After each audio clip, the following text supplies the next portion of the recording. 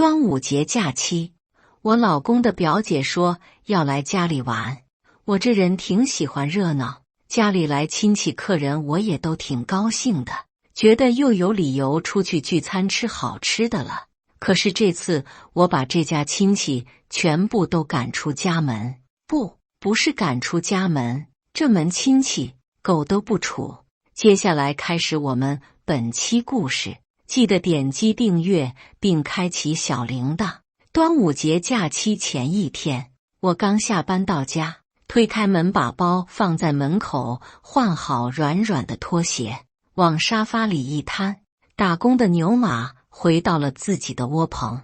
那可真是太放松了，再加上已经放假了3天的假期啊！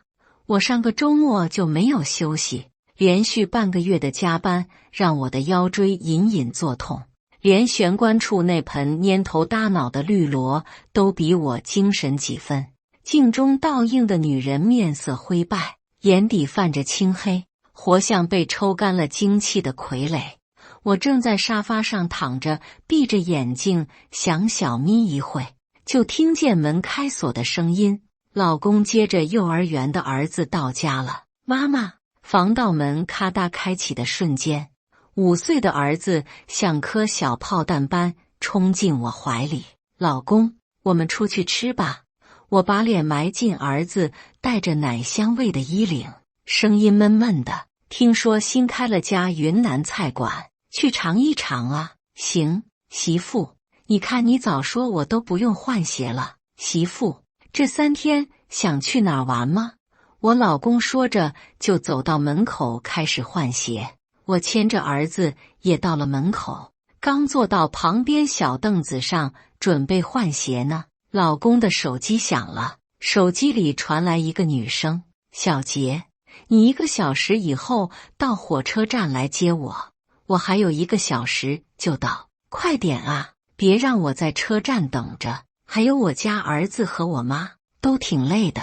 说完这句话，那边电话就挂了。听着这不容置疑的语气，还喊着我老公小名，我还以为我老婆婆呢。但是我老婆婆性格挺温和的，一般没有这样的语气。我疑惑地问她：这谁啊？怎么还喊你小名呢？这通电话还没等我老公说话呢，就给挂了。他也有点懵，他又看了看手机的通话记录，显示着3表姐。这3表姐我听说过没见过，是我老公前舅妈和舅舅的女儿。为啥说前舅妈呢？他们俩早年就离婚了。当年他母亲出轨被捉奸在床时，据说混乱中推倒了我劝嫁的婆婆，尾椎骨骨裂，躺床上养了好久。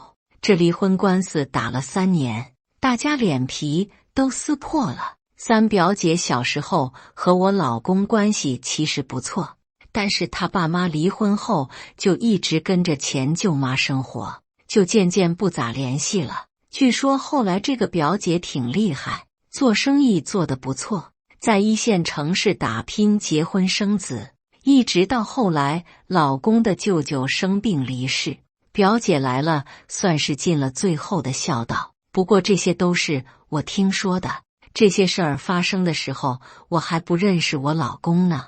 而且我和我老公结婚，这个表姐也没出现过。这么长时间不联系，突然就来访，我真是觉得有点莫名其妙。但是来都来了，我之前也没相处过，亲戚来了接待一下，也不是什么大事儿。那别人可能就是这直爽的性格。听说这次来3表姐带上了她5岁的儿子可乐和前舅妈，怕坐不下，让我老公开车去接。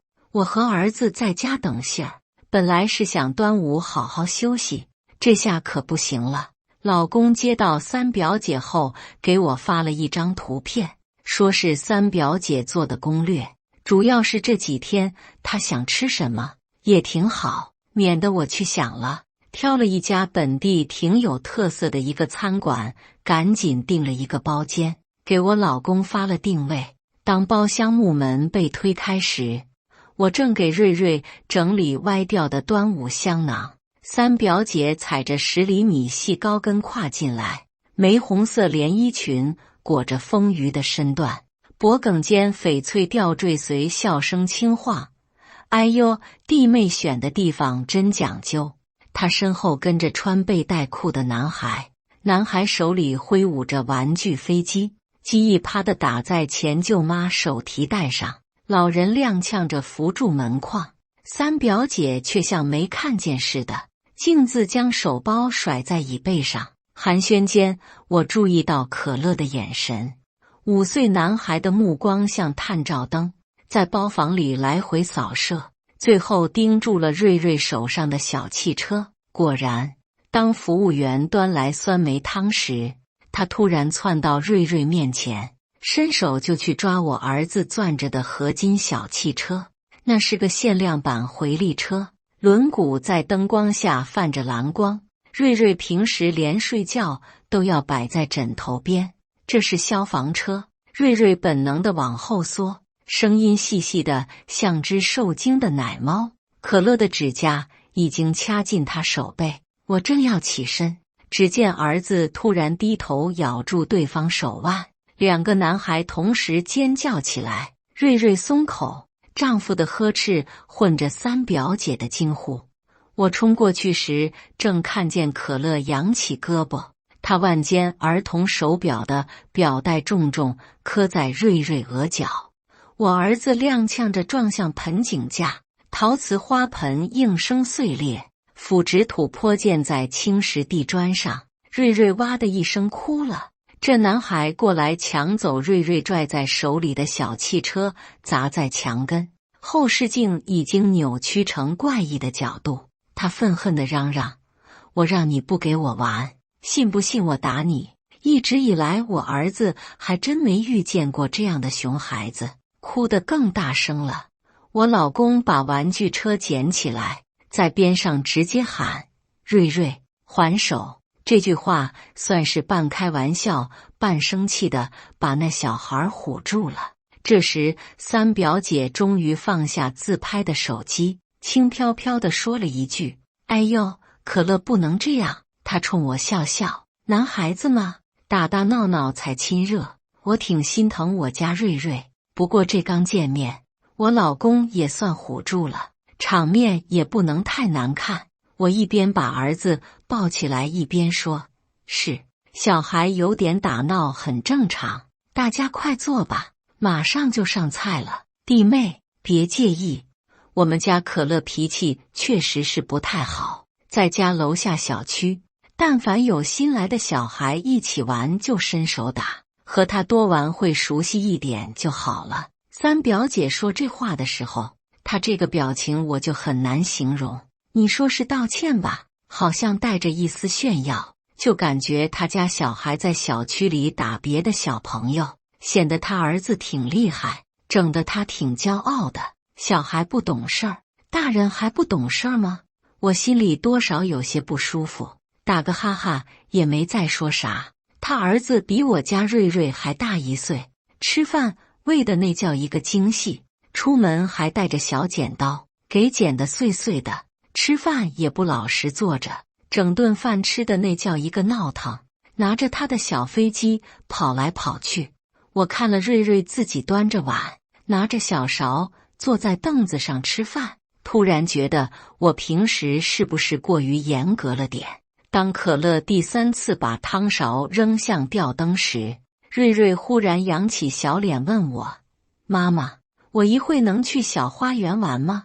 他鼻尖还沾着饭粒，但坐姿依然端正的像练钢琴时的模样。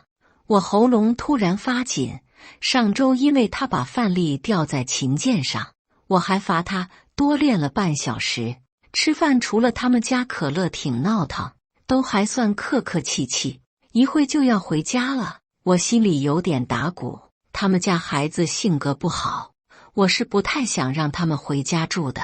毕竟我不想儿子受委屈，太过分我肯定是忍不住，起冲突也不太好。原来家里来亲戚我都是让住家里的，但是原来的亲戚朋友都没那么多事儿啊，我家是住得下的。当时为了方便爸妈来看孩子，房子买的4室2厅2卫的。之前老公的亲姐姐来家里玩了一段时间，又是帮忙打扫卫生，又是帮忙做饭，还特别的爱孩子，恨不得孩子天天和他睡。那段时间我是得到了久违的轻松。平时上班，姐还早上给我做三明治让我带去上班，同事都羡慕不已。再回头想起这个三表姐一家，我有点头疼。去结账的时候，悄悄和老公商量，花钱让他们一家住酒店算了。他们家小孩实在不乖，万一起什么冲突，你说这是发火还是不发火？刚刚瑞瑞差点被欺负，我老公挺心疼。我们以为我们教的挺好了，不欺负人也不吃亏，想法是让孩子不惹事儿也不怕事儿。但是教导是教导，实践是实践。瑞瑞一向和小区的孩子玩得挺愉快，有点小摩擦，旁边的家长也管得及时，一直没有过什么大矛盾。孩子根本没有和小朋友打在一起的经验。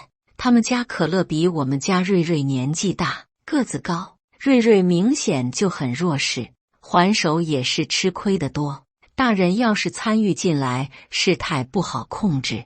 我和我老公想法倒是很一致，打定主意了，直接就往家附近的酒店开。汽车缓缓停在酒店门前，霓虹灯在夜色中闪烁。我老公下车就从后备箱把他们行李拿了下来。姐啊，身份证给我一下，我去给你们开房间。三表姐摇下车窗，瞥了一眼招牌，鼻腔里挤出一声轻哼。小杰啊，不是我说，这连锁酒店隔音差得很。上回在杭州住过一次，半夜走廊小孩哭闹，吵得人头疼。他怀里搂着正用飞机模型戳车窗的可乐，塑料机一刮擦玻璃，发出刺耳的吱呀声。姐，这家商务房挺宽敞的，要不看看你家附近的凯悦吧？我老公明显僵了一下，上周他刚还的房贷。妈，我要住那种带游泳池的。可乐突然踹向前座椅背，我后背猛地一震，他手里的玩具飞机顺势砸在我肩头，金属徽章划开衬衫的线头。穿碎花衫的舅妈这时探出头，皱纹里嵌着长途跋涉的倦意。小杰媳妇别见怪，孩子活泼些好。要我说，咱还是回家住。小杰，大姑上次来不也在你家住的吗？咱在家住就行，都是自己家人，干干净净的。姐来也不是为了住酒店，不就是来看看你们吗？住家里聊聊天多好啊！丈夫突然大步走向后备箱，行李箱轮子与地面摩擦声格外清晰。回家住吧，他声音像进了水的棉絮，正好让可乐和瑞瑞培养感情。我望着后视镜里瑞瑞揪住安全带的发白指节，听见自己喉咙里滚出个干瘪的好字。霓虹灯牌渐次后退，后视镜里酒店的招牌化作猩红一点，像粒将息未息的火星。进了家门，表姐和舅妈一边往里走，一边打量着我们家房子。小杰，这房子买了几年了啊？买了3年了。你这4室的也住不了那么多房间啊，买挺大啊。哦，我们工作忙，有时候爸妈过来帮帮忙带孩子什么的。舅妈张罗着给她外孙洗澡，我一边给找一次性洗漱用品，一边竖着耳朵听着我老公和他表姐说啥。这小区环境还可以，旁边有学校吗？没学校可不行，这孩子上学不方便。是，当初也是为了孩子上学买的，把原来那套房子卖了，买的这个。旁边学校还行，幼儿园到初中都有，那挺好。表姐点着头。我给舅妈拿完东西，回头看她，笑得挺欣慰，像是由衷的为我们高兴，希望我们日子越来越好的样子。我心里有点愧疚，这表姐应该挺好，怀疑自己是不是有点小心眼了。不过我还是打算让瑞瑞尽量少跟他们家孩子接触，少起冲突。我借口说时间太晚了，孩子困了，我带回房间哄睡觉了，让我老公先在外面多和表姐聊聊天。表姐表示他们也累了，让我老公也去休息。我松了一口气，和老公一起回了主卧，想着应该没事儿了，带着孩子开始洗漱完就准备睡觉了。刚把孩子领上床，就听见表姐在隔壁房间哎呦哎呦的喊上了，还伴随着砸什么东西的声音，大晚上的显得特别刺耳。妈妈，这是什么声音啊？瑞瑞有点害怕，又有点好奇。我和老公赶紧起来去看看，他们还没关门呢。舅妈也从另外一个房间出来了，进到表姐房间里，只看见他们家可乐拿着玩具飞机砸表姐头呢，一边砸一边喊：“给我玩手机，我要玩手机，把手机给我。”表姐一边用手挡着，一边哎呦哎呦的喊。舅妈跑过去，把可乐手里的玩具飞机夺下来了。可乐还没停，用双手拍打着表姐的头。我老公见状过去，把孩子直接抱出来，抓着他双手控制住他。他抬腿踢我老公：“放开我，我要玩手机。”我老公提高了声音吼了一句：“干什么呢？”这孩子愣了一下，直接就哭了，嚎得人脑袋嗡嗡的，也不知道是没有玩到手机不如意，还是被我老公吓唬哭了。就看他表姐一下子就从床上跳下来了，刚刚喊哎呦的柔弱劲儿也没有了，穿个黄色睡衣，跟母鸡一样把可乐从我老公手里抢过来，护鸡仔一样的把可乐拉到自己身后。快别吓唬他了，你说你当舅的你吓唬他干什么？不是姐，这孩子刚刚打你呢，我这也没干啥啊，就是让他别打你。没事儿啊，我们玩呢，手机没电了，一会手机充上电他能玩就好了，这算玩啊？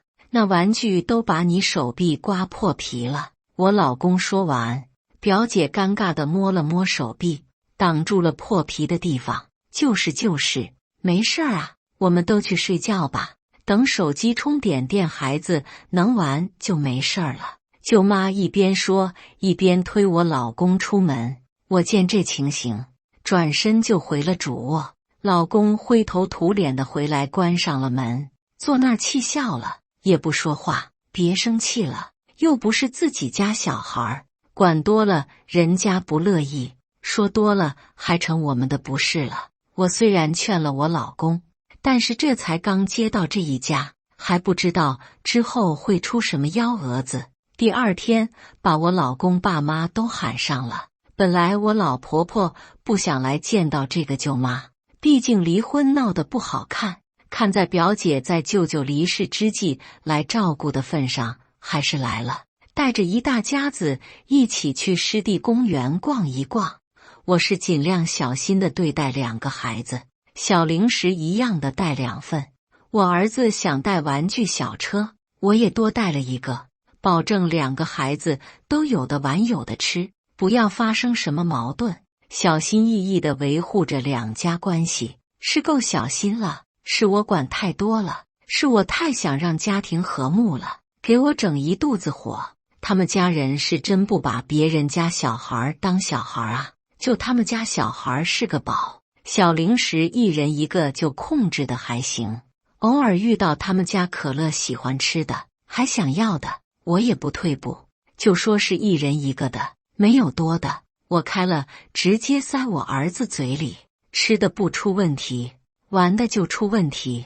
和他们家孩子在一起，就是总要出点问题。瑞瑞在公园的小路上推小车玩，蹲着时间久了，就站起来用脚推小车向前。也不知道他们家可乐是有暴力倾向还是咋了，看我儿子这么玩，他就直接理解成踢小车。把小车给踢飞。小车毕竟还是我家瑞瑞的，他看见心疼，奶声奶气地对着可乐说：“这样会把小车踢坏的。”我也耐心地说：“可乐，小车踢坏了就没有玩的啦，别踢小车。”表姐斜眼看了我一眼，就是都别踢小车啊！你看瑞瑞，就是你踢了小车，可乐就跟着你学了。我听见这话，我满脑子问号啊！我家瑞瑞是用脚推小车前进，你家孩子是把小车踢飞，完全是两个性质。你不说自己家小孩，还怪我家孩子头上来了啊！我心里的火腾的一下就起来了。瑞瑞跑去把小车捡起来，可乐突然就开始发狂，把瑞瑞捡回来的小车抢了过去，砸在了地上。瑞瑞又去捡起来，可乐又抢了过来，砸在了地上。眼见小汽车的小零件被砸烂，在地上弹飞起来，我憋着气不说话。他们家可乐怎么就这么喜欢砸东西？我就等着看这个表姐要怎么处理。就见她慢悠悠地说：“可乐别砸。”说了一句以后就再也不管了，拿着手机晃悠晃悠的去边上拍照去了。我感觉我浑身在发热发抖，这股气已经到嗓子眼了。我再不干点什么，我非要炸了！大吓一声：“可乐，你干什么呢？不许玩了！”我喊这一声，把这小孩吓了一跳，直往他妈身后跑。我直接走到他身边：“有你这么玩的吗？弟弟好心和你分享玩具，你就这么糟蹋别人东西是吗？你哪只手砸的？哪只手砸的就打哪只手，伸出来！”我也不管，这小孩躲在他妈身后，伸手就要抓他。表姐赶紧抱着儿子走开，他走开了，我就冷静了一半了。不是我儿子，我也不能真打他，更何况还从他妈背后硬抓过来打。表姐边走边嘀咕：“哎呦，舅妈太凶了，快走，妈妈保护你。”人在无语的时候是真的会笑的。我把小车捡起来，抬头看见我老公，他嘴一撇，使劲对我点了下头。刚刚太生气了，没注意去上厕所的他已经回来了。我这火发一下，估计他也觉得挺解气。看我发火了，他们家也没说什么硬话，打个岔就过去了。大人还维持着表面的和谐，我以为今天也就这样了。我好歹也算是发了脾气，在我面前，可乐也算是收敛一点。万万没想到，爹不叫娘不叫，等着社会给你教。在接下来的行程中，我尽量和瑞瑞玩，拉着瑞瑞和我在一起，让我老公爸妈陪着他们家聊天。这个湿地公园围绕着一条溪流建设的，旁边的大树高大挺拔，树冠向水面延伸，清澈的河水里能看见有小鱼游来游去，透着凉爽。遇到了一个楼梯，可以步入水中，绝佳的戏水地，有不少孩子在边上。这地方俩孩子自然也很喜欢。可乐兴奋地跑过去了，我家瑞瑞被旁边小卖店的水枪吸引住，我就跟着瑞瑞进小卖店了。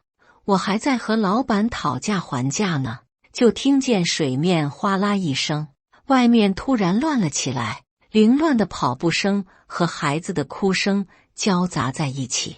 没一会就听见有个男生高喊：“这谁家小孩？谁家的？家长呢？给我出来！”心里暗叫不好，付了钱赶紧拉着孩子走出去，挤到人群中。正看见一位壮汉青筋暴起的手掌仍牵着可乐胳膊，表姐尖利指甲几乎要抠进壮汉皮肉。松手，你弄疼我儿子了！舅妈拽着可乐另一条胳膊形成拉锯，可乐在撕扯中发出杀猪般的嚎哭，旁边围观的人七嘴八舌。再看壮汉边上一个和瑞瑞差不多大的小姑娘，浑身上下湿淋淋的，抱着一个水枪在妈妈怀里哭得要喘不上来气儿了。我心下了然，这是又闯祸了。原因就是可乐在水边玩，看见人小女孩在玩水枪，就过去抢。小女孩抓得牢牢的不放手，小女孩妈妈还在边上好好劝不可以抢玩具。可乐不知道咋想的，突然连人带水枪把小女孩推进了水里。好在溪流水不深，家长就在边上，一把就把小女孩捞了起来。小女孩呛了几口水，被吓得够呛。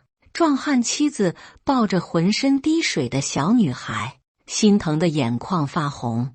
你家崽子抢玩具还推人，教养被狗吃了，小孩打闹，你们这么上纲上线的至于吗？表姐的声音高到劈了叉，这水还没过膝盖呢，能有什么事儿？她抬起手向着啜泣的小女孩指指戳戳。那你们家这么会教，怎么不教孩子分享呢？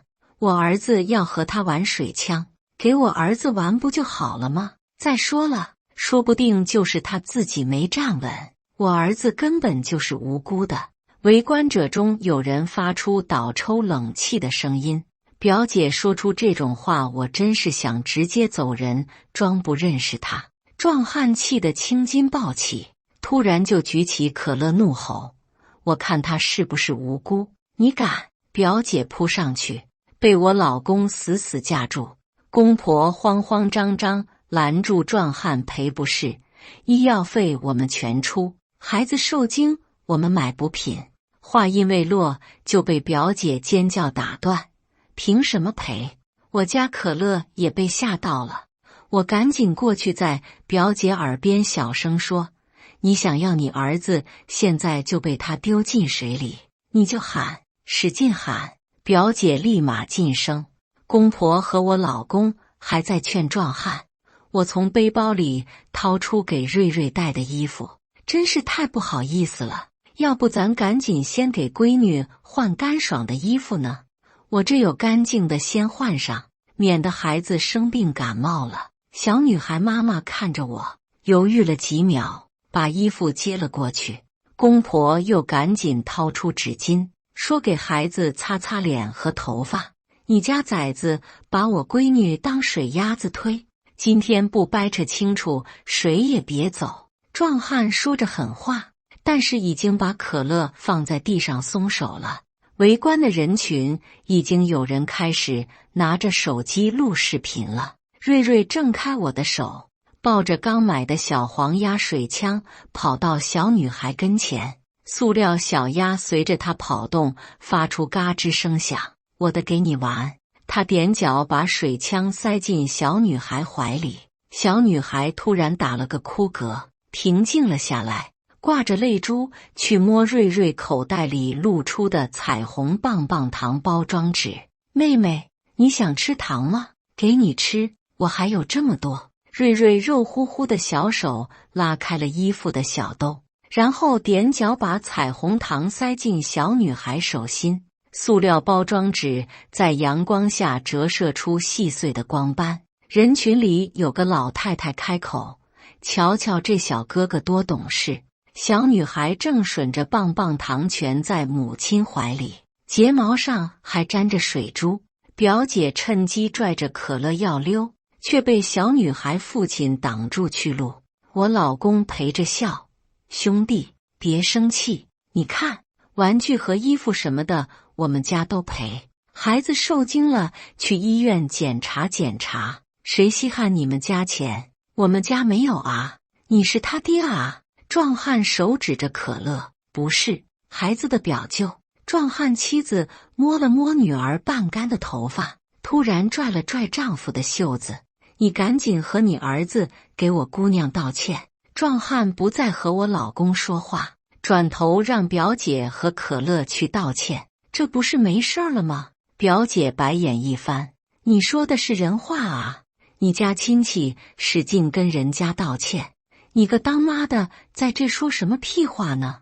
人闺女要是有事儿，你还能在这说这些风凉话吗？今天别说这位大哥不让你走了，你看大家让不让你走就完了。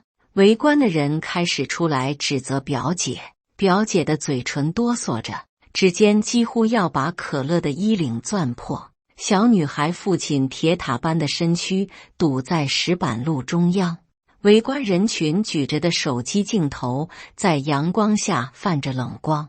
表姐极度不耐烦地推着可乐走到小女孩面前，快说对不起。可乐低个头，对不起。刚说完，表姐拉着可乐和舅妈转头走了。公婆的道歉声渐渐染上嘶哑，老公衬衫后背印出深色汉字。瑞瑞和小闺女两个小脑袋挨在一起，玩得咯咯直乐。我心里的小人在角落默默流泪。这都什么事儿啊？我的假期啊！我这回去上班，不得丧得跟鬼似的。围观者也慢慢散去了，表姐、可乐还有舅妈现在也不知道走到哪儿去了，留下我们家在这里善后。这两口子其实也是为了争这一口气，想给人闺女买套衣服也不要，给钱也不要。别人看瑞瑞和他们家闺女玩得挺好，回头还劝上我们家来了。你们家离这门亲戚远着点吧。我是叹了一口气，这也幸亏是离得远，不经常来往，要不然不得鸡飞狗跳的。解决这事儿消耗了我们家好大的精神，也没什么心情再玩了，还得去找表姐他们在哪儿。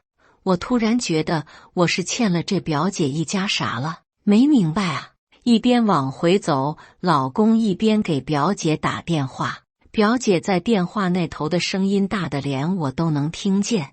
哎呀，就等你们了。欢快的仿佛刚看完马戏团表演。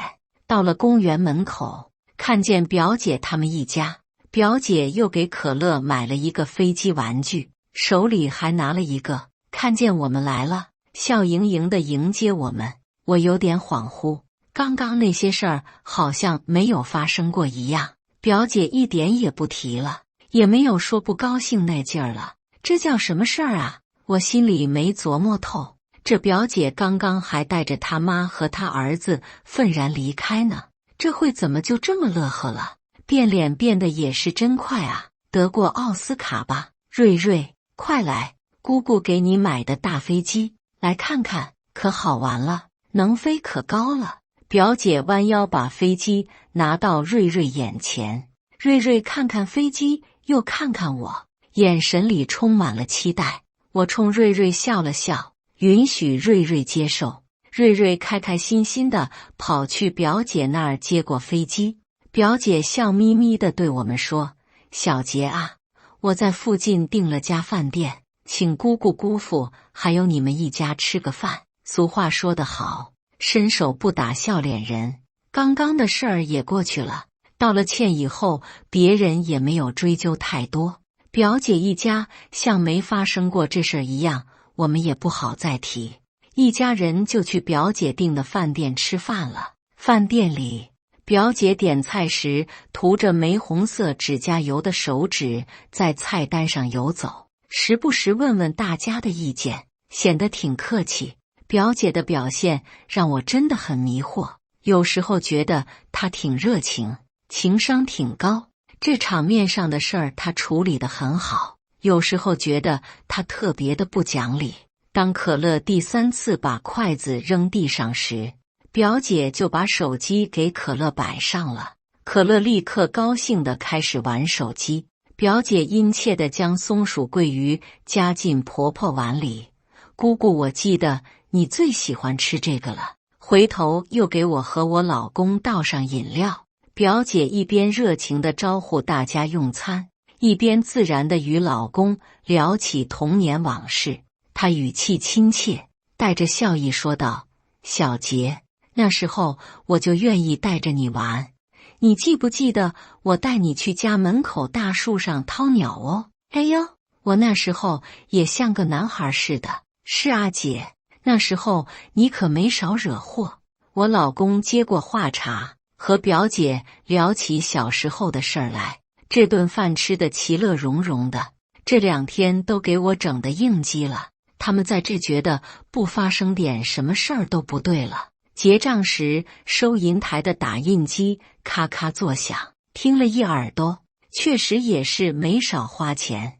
那可能真是觉得刚刚那件事情很抱歉吧，不好意思说，请大家吃饭赔罪。也是，这都请吃饭了，可能是那个意思了，不提也罢。欢欢喜喜的吃了饭，公婆开车回去了，我们也带着表姐他们回了家。今天到家不算太晚，我把家里水果洗出来放在茶几上，表姐翘着腿窝在沙发里刷手机，指甲在屏幕上划出细碎的响动。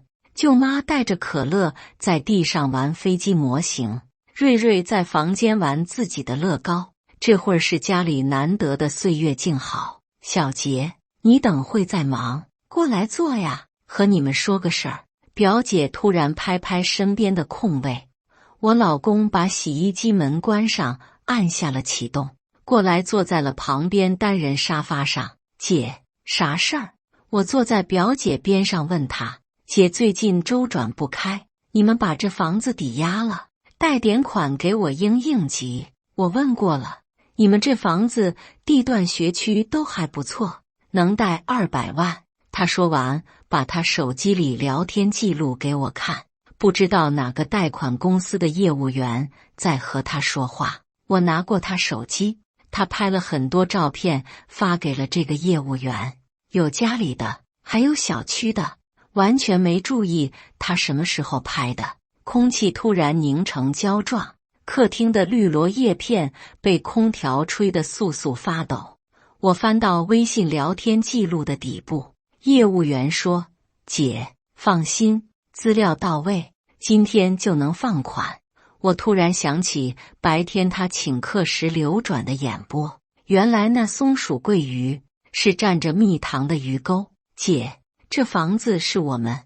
我老公话还没说完就被表姐打断。知道你们不容易，不过这几个兄弟姊妹的，就小杰你最重情义。他说着就拉起了我的手。弟妹，今天那顿饭吃得高兴吧？你们放心，这笔钱不需要你们还，我还就行。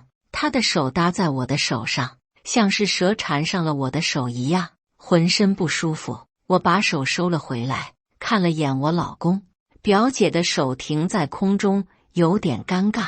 表姐收回手，眉头皱在了一起，往沙发上一靠，换了种语气：“你就当年要不是我床前伺候3个月，你们能安心在外地工作，现在要你们帮把手就推3阻4。”我拿起手机，快速的打开呀，把表姐的名字输入，查询，果然信息都对得上。表姐是个老赖。这通电话还没等我老公说话呢，就给挂了。哎，小杰媳妇，我和小杰舅舅都离婚那么长时间了，我让我姑娘来照顾他已经够意思了，你们是一点也不知道感恩啊。舅妈看这边情形不对，起身站起来和我嚷嚷：“哎呀，我这2天的火正没触发呢，给机会我不能不中用啊！快别说离婚的事儿了。当初你不是被捉奸在床才离的婚吗？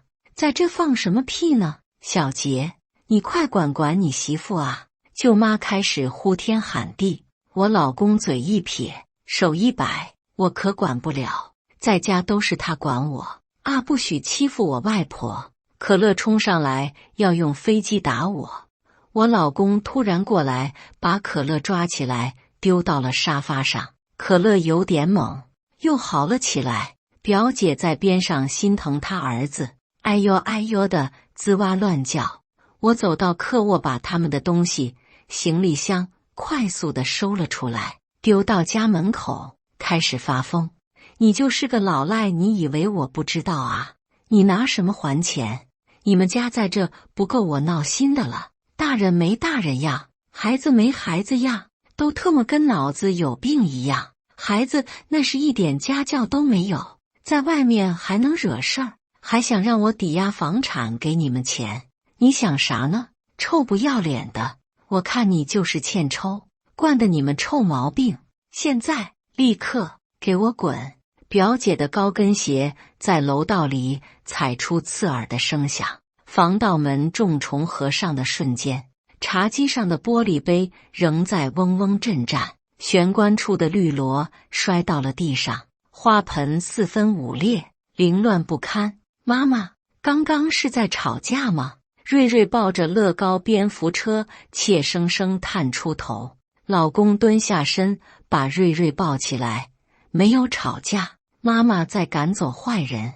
妈妈非常英勇，刚刚不是你赶他们出去的吗？我莫名觉得想笑，还是媳妇你厉害，你不开口，我咋赶他们出去啊？楼道里传来舅妈尖利的咒骂，门外电话声响起，隐隐听见表姐带着哭腔：“王总，您再宽限2天。”老公看着地上的花盆，明天我们去花鸟市场再买一盆花。太棒了，我又可以看小鱼了。妈妈，明天买蓝色的花，就像外婆院子里的那种。好啊，瑞瑞，我们去看小鱼，然后买蓝色的花。我笑着摸瑞瑞毛茸茸的头。感谢大家的观看，本期故事精彩吗？欢迎大家在下方评论区吐槽。如果你喜欢这类故事，记得点击订阅微光夜读，并分享给更多的人，这会对我帮助很大。再次感谢大家的观看。